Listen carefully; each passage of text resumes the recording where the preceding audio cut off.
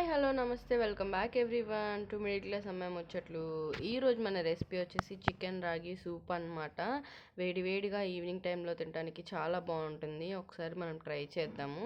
4 to 5 pieces of chicken పీసెస్ని తీసుకొని దాంట్లోకి సాల్ట్ పెప్పర్ వేసి బాయిల్ చేసుకోవాలి. ఇలా వెజిటేబుల్స్ అన్నిటిని చిన్న చిన్న పీసెస్గా కట్ చేసుకొని రెడీగా ఉంచుకోవాలి.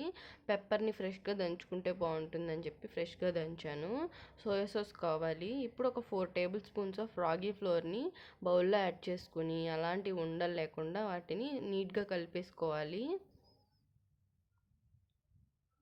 నార్మల్ కార్న్ఫ్లోర్ కన్నా రాగి ఫ్లోర్ చాలా హెల్దీ కాబట్టి ఇలా ట్రై చేయడం చాలా మంచిది. పిల్లలకు కూడా ఇష్టంగానే తింటారు. చికెన్ అండ్ వెజిటేబుల్స్ అన్నీ ఉన్నాయి కాబట్టి వాళ్ళకు కూడా తెలియకుండా పెట్టేయచ్చు.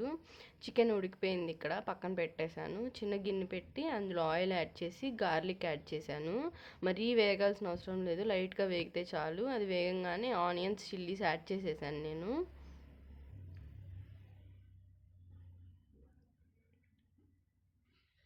అవి కొంచెం ఫ్రై అయిన తర్వాత బీట్రూట్, క్యారెట్, బీన్స్ వేసేసి ఫ్రై చేస్తున్నాను. కొంచెం వేగడానికి టైం పడతాయి అని చెప్పేసి.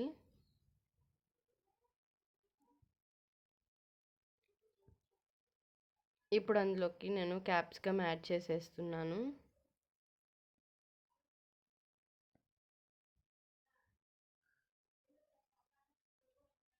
అడుగంటకుండా మనం తక్కువ ఆయిల్ వేసాం కాబట్టి జాగ్రత్తగా మిక్స్ చేసుకోవాలి. ఇప్పుడు అందులోకి కొంచెం సాల్ట్ని, పెప్పర్ని యాడ్ చేస్తున్నాను, కొంచెం త్వరగా కుక్ అవుతాయని వెజిటేబుల్స్ అన్నీ.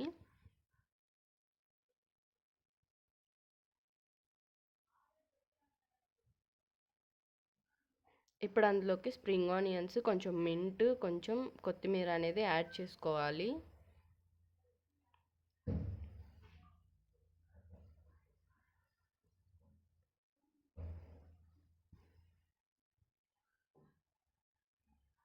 ఈలోపు మనం రెడీ చేసుకున్న చికెన్ని మనం ఇలాగ చిన్న చిన్న పీసెస్గా కట్ చేసుకోవాలి ముందే.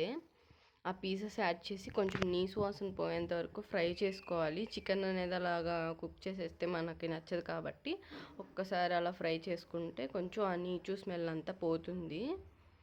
ఇప్పుడు అందులోకి 1 టేబుల్ స్పూన్ ఆఫ్ సోయా సాస్ని యాడ్ చేసుకోవాలి. ఒక 1 మినిట్ పాటు బాగా ఫ్రై చేసేసుకుంటే అందులో ఉన్న స్మెల్ అంతా పోతుంది.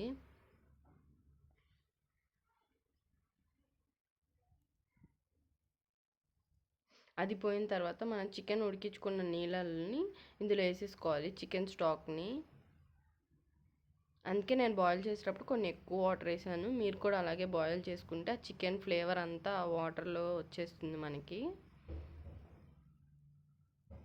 ఇప్పుడు అందులోకి మరికొన్ని వాటర్ని యాడ్ చేసుకుని బాయిల్కి పెట్టేసుకోవాలి. ఇప్పుడు ఏమన్నా వెజిటేబుల్స్ కుక్ కావాల్సినవి ఉంటే ఇంకొంచెం కుక్ అవుతాయి అన్నమాట. ఇలా మరుగుతూ ఉన్నప్పుడు అందులోకి మనం రెడీ చేసి పెట్టుకున్న రాగి ఫ్లోర్ మిక్స్ని ఇందులోకి కలిపేసుకోవాలి. కిందంతా సెటిల్ అయిపోయి ఉంటుంది కదా, ఒకసారి నీట్గా మిక్స్ చేసుకొని రాగి ఫ్లోర్ మిక్చర్ని అందులో కలిపేసుకుందాము. ఇది వేయంగానే మనకి థిక్ అనేది సూప్ అనేది చాలా థిక్ అయిపోతుంది. థిక్ అయిపోయిన తర్వాత మనం స్టవ్ ఆఫ్ చేసేసుకొని సర్వ్ చేసేసుకోవడమే. మనకి ఎంత థిక్నెస్ కావాలో చూసుకోవచ్చు. నాకు ఇంకా కొంచెం థిక్ అయితే బాగుండు అనిపించి నేను ఒక 1 మినిట్ మరిగించి సాల్ట్ అండ్ పెప్పర్ని అడ్జస్ట్ చేసుకున్నాను. మీకు కనుక ఇందాకున్న కన్సిస్టెన్సీ సరిపోతుంది అనుకుంటే అప్పుడే స్టవ్ ఆఫ్ చేసేసుకోవచ్చు.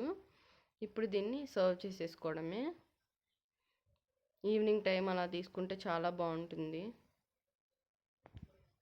మీరు కూడా ఒకసారి తప్పకుండా ట్రై చేయండి. Thank you for watching. Please do subscribe. Bye bye.